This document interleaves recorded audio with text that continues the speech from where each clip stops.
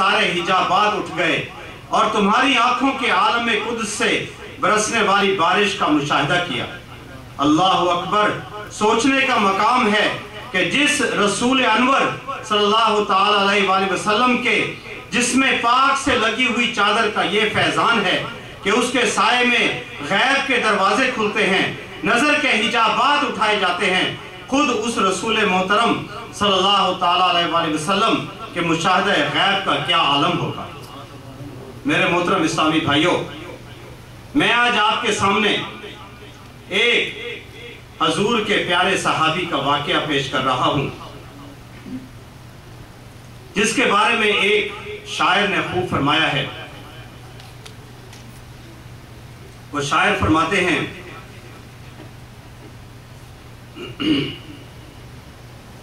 صلو علی الحبیب محمد وسلم، کہ جان و دل تم پہ فدا، جان و دل تم پہ فدا کہ اذان تیری بلال، آسماں گر نہ سنے دن نکلتا ہی نہیں۔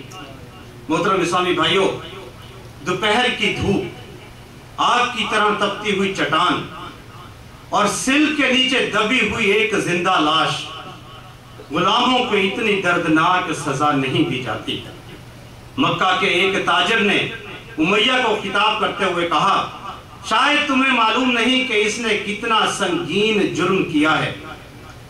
سارے سنادید عرب جس رسول کے خلاف صف آرا ہے، یہ بدبخت اس کا کلمہ پڑھتا ہے، شب و روز اسی کا دم بھرتا ہے، اس کے تصور و خیال میں ہر وقت شرابور رہتا ہے۔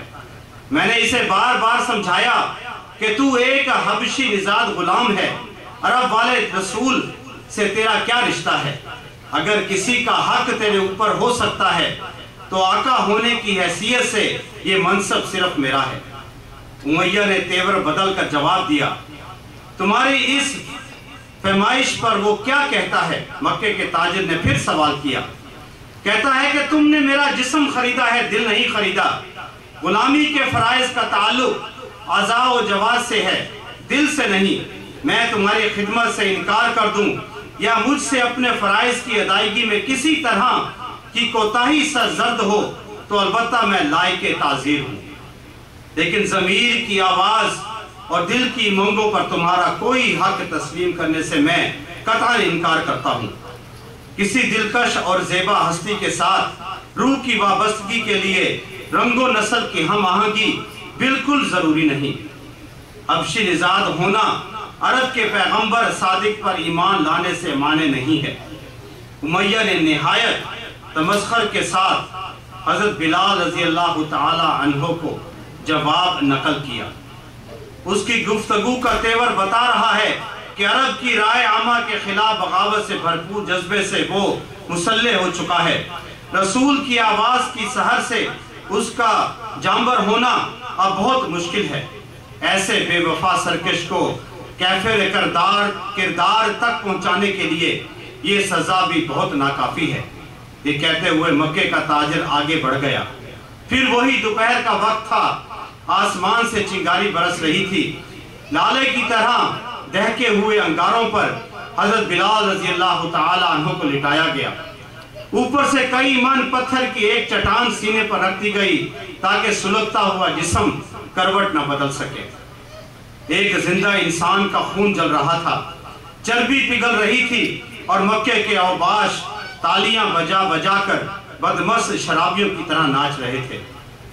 چنگاریوں کی طرح جسم کی خاکستر اڑانے لگی، لیکن سلگنے والے کی زبان پر ظلم و ستم کا ایک سے ایک لرزہ دینے والا واقعہ دنیا کی نگاہوں سے گزرا ہے، لیکن خوشنودی حق کے لیے تسلیم و رضا اور صبر و ضبط کا یہ حیرت انگیز نظارہ چشم فلک نے کم دیکھا ہوگا۔ تصور جانا میں آنکھیں بند تھیں اور امیہ ہاتھ میں تازیانہ لیے پوچھ رہا تھا، بتا کہ اب بھی محمد صلی اللہ تعالی علیہ وآلہ وسلم کا کلمہ پڑھے گا؟ تیری ہڈی تک جل گئی، اب تو جھوٹے دین سے توبہ کر لے، بلا وجہ اپنی جان کو ہلاکت کا نشانہ مت بنا۔ آخر بار سن لے کہ اب تو اپنی ضد سے باز نہ آیا تو تیرے جسم کو جلا کر راکھ کر دوں گا۔ سارا عرب میرے ساتھ ہے، کوئی تیری حمایت کے لیے کھڑا نہ ہوگا۔ شدت قرب میں لرزتی ہوئی ایک مدھم سی آواز فضا میں گونجی۔ رسول عربی صلی اللہ تعالی علیہ وآلہ وسلم کا کلمہ میں زندگی کی آخری سانس تک پڑھتا رہوں گا۔ اس دین کو میں کیسے چھوڑ سکتا ہوں جس کی محبت میرے دل کی دھڑکنوں میں جذب ہو چکی ہے۔